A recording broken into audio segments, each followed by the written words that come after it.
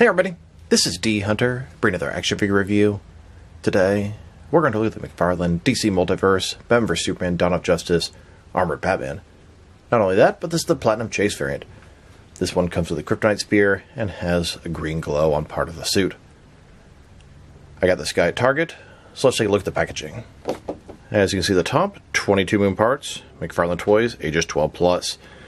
DC Multiverse Batman in his armored suit, McFarland Platinum Edition. Here he is in the package. 2 alternate hands, Kryptonite Spear, display stand, and collector's card. One side of the package, Batman armor suit from Batman vs Superman. Other side, Batman armor suit. At the bottom, there's the barcode if it helps anybody. And on the back side, here's Batman posed up from the film. So with no further ado, let's open him up. And here's the Platinum version of the armored Batman, next to the regular standard release. Alright. Now that this figure out of the package, here he is with all the accessories laid out. He has a display stand, a collector's card, a total of 4 interchangeable hands, and then the Kryptonite Spear. Before we take a look at all that, let's talk about and check out the figure. So this is Batfleck from Batman vs Superman. This is Batman in his large armored suit from near the end when he fights Superman. Not only that, but this is the Platinum Chase variant, and he has sort of a green glow on his left side. It's supposed to be the Kryptonite Spear glowing on him when he's about to kill Superman. So let's take a look. Starting with the sculpt, it is fantastic. This guy is giant. He's a big boy. Big, heavy, thick. He's got that signature armored cowl, the kind of short, flat ears, the white lenses in the eyes, and then he's got a green glow on one side. As we go further down, he's got the strap that holds the Kryptonite grenade launcher. Green all along his left side, getting a little bit subtle as you go further down. Sculpt is excellent. You can see all the damage on the armored suit here, on the cowl, the chest, shoulders, pretty much all over it. Looks like we have double jointed knees, single jointed elbows, cloth soft goods cape with a wire on either side, and it's frayed at the bottom. Looks very nice. As a whole, this is probably the star figure in the wave, more so the regular version of the Platinum, but both very nice. And a closer look at his face and head sculpt. Like I said before, I think it looks excellent.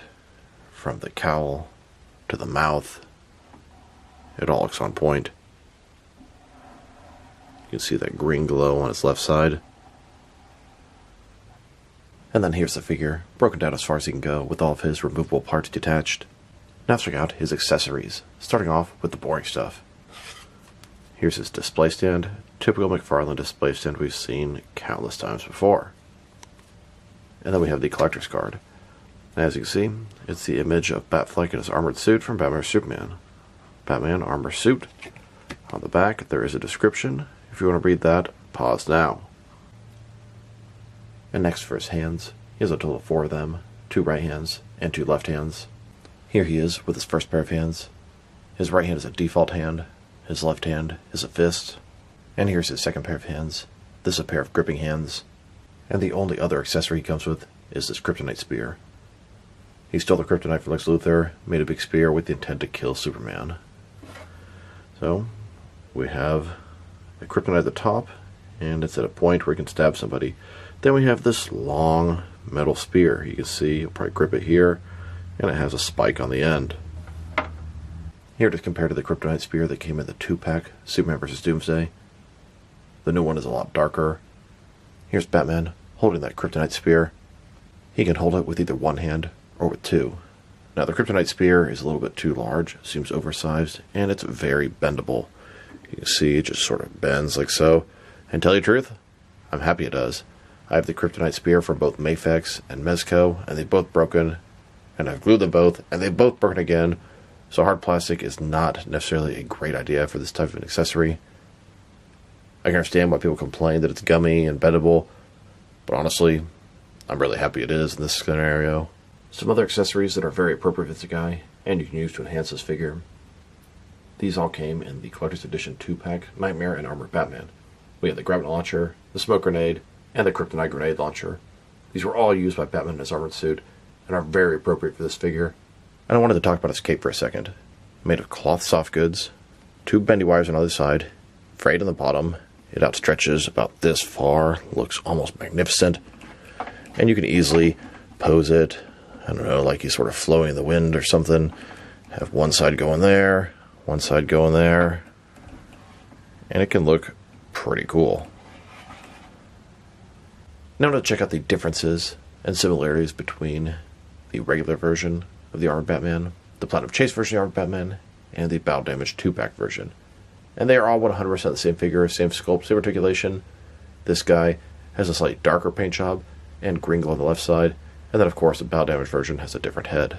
So let's take a look. Starting with their heads, like I said, exactly the same sculpt.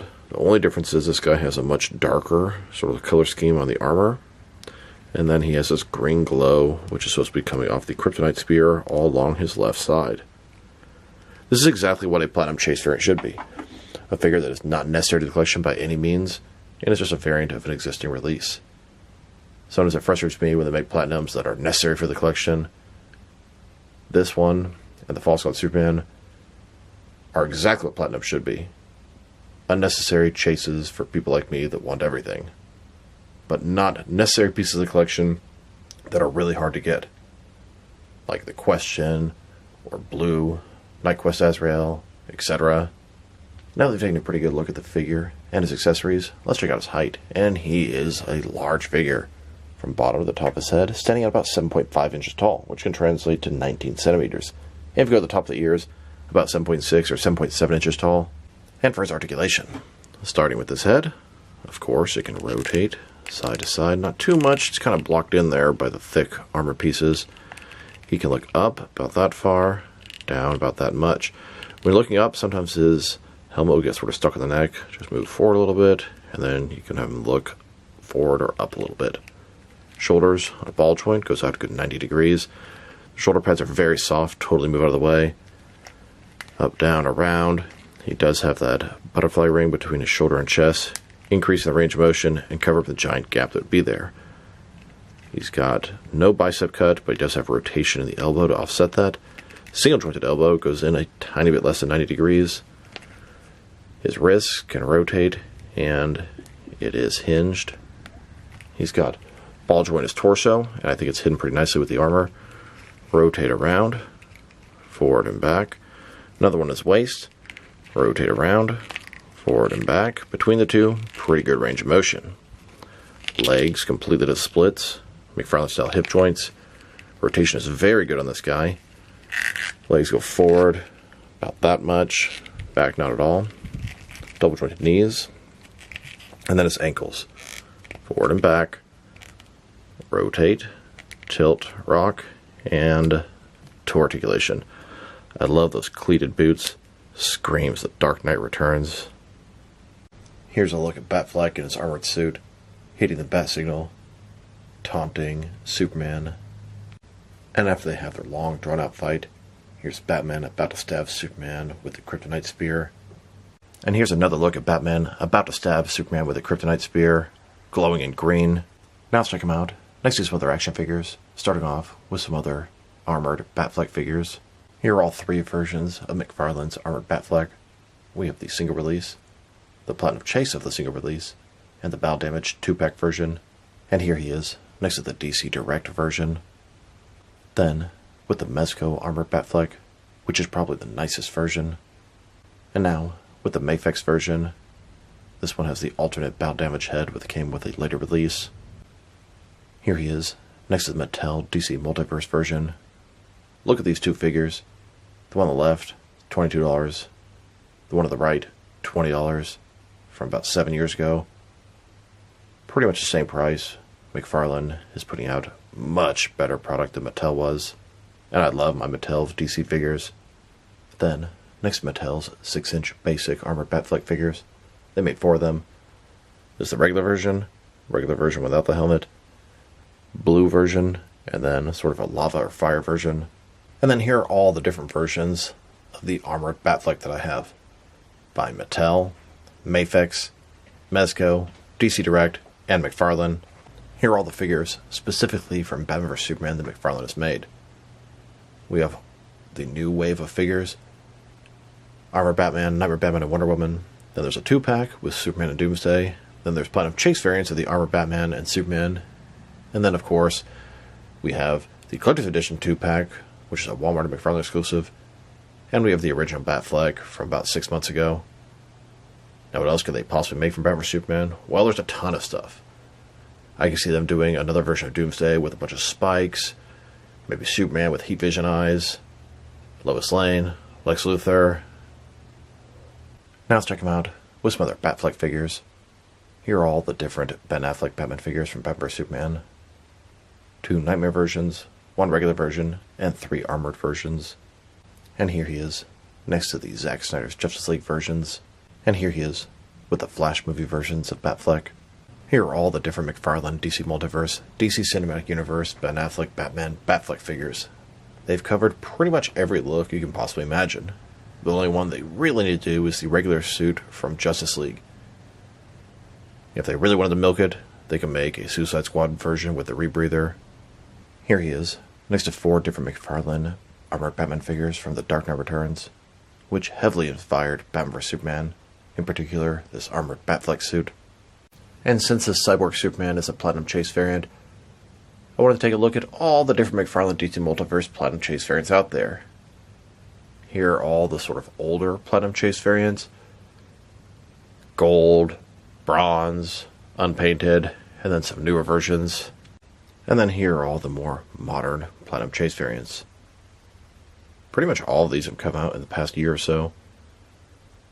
Now here's my Platinum want list of figures that are out right now that I haven't acquired yet. 1 Platinum Chris Reeve Superman, 1 Platinum Mr. Terrific, 2 Platinum Black Tux Joker figures, 2 Platinum Blue Noel Batman figures, 2 Platinum Batman vs. Spawn figures, 2 Platinum Justice League Task Force Batman figures, 1 Platinum Justice League Task Force Superman, Flash, and Aquaman, 2 1966 Clock King figures, and then 1 more of these armored Batfleck figures. If anyone has a lead on where I'm able to get some of those for a reasonable price, or can possibly help me out, please drop me a line in the comments below. It is much appreciated.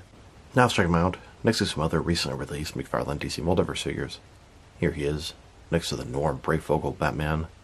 And here he is, next to the Zack Snyder's Justice League Armored Darkseid with Throne. And here he is, next to the 8th wave of McFarland Collector's Edition figures. Both the regular and Platinum Chase variants of Simon Baugh's Green Lantern, Geoforce, Lightning Lad, and Grid. I currently have 8 of the 12 figures in this wave. Still need to locate both versions of Chris Reeve Superman and Mr. Terrific. Then, with some McFarland Toy Store exclusives, the Nightmare variant of the Vampire Batman, and the regular and Platinum versions of Jonah Hex. And now, with the Amazon exclusive Arkham City Detective Mode Batman vs. Solomon Grundy 2-pack. Here's this Batman, next to the Shazam and Freddie Freeman 2-pack. This is also an Amazon exclusive, and these guys are also part of the DC Cinematic Universe. So, it's possible Ben Affleck's Batman could interact with this version of Shazam. And here he is, next to the 3rd Digital Wave, Silver Age Joker, and Earth 2 Robin. Then, with the Arkham Asylum, Glow-in-the-Dark Killer Croc.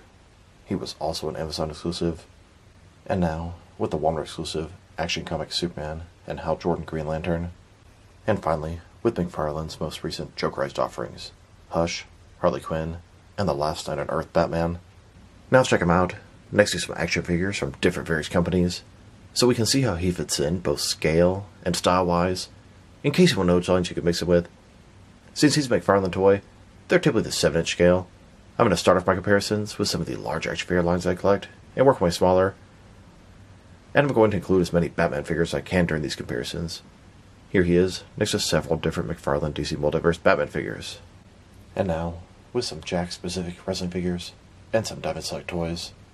Here's this Batman, next to a computer mouse. And here he is, with some DC Direct and NECA Batman figures. Then, with both some Mattel and Jazzwares wrestling figures. And now, with some Mezco and Mattel Batman figures. Next, with some Mafex and Hasbro Marvel Legends. And finally, with some SH Figure Arts and Jazzwares Fortnite figures. So overall, this is a pretty nice armored Batman figure. I really like the sculpt, I really like the size, I like the accessory, at least the Kryptonite Spear. I'm not a huge fan of the fact that it's gummy and bendy, but with my past experiences, I appreciate it. His articulation is a little bit limited, but better than you really need, because Batfleck moved pretty slow when he's wearing this armor. If I were to rate this figure, if I gave the original one an 8, and I'm not 100% sure what I gave him, this one will probably get a 7. It looks almost every bit as good, but the green glow was sort of unnecessary. It's only cool if you want to get the chase variant, but not necessary. If I had to pick one version of this guy, it would be the regular one. But I'm happy to have all three. So this is D Hunter. Thank you guys for watching this video. If you liked the video, press like below. If you have anything you want to say to the video, add to the comment section. If you want to see additional action figure reviews from me, press subscribe. I do appreciate you do that. Once again, this is D Hunter. Thank you for watching this video, and I'll talk to you guys real soon.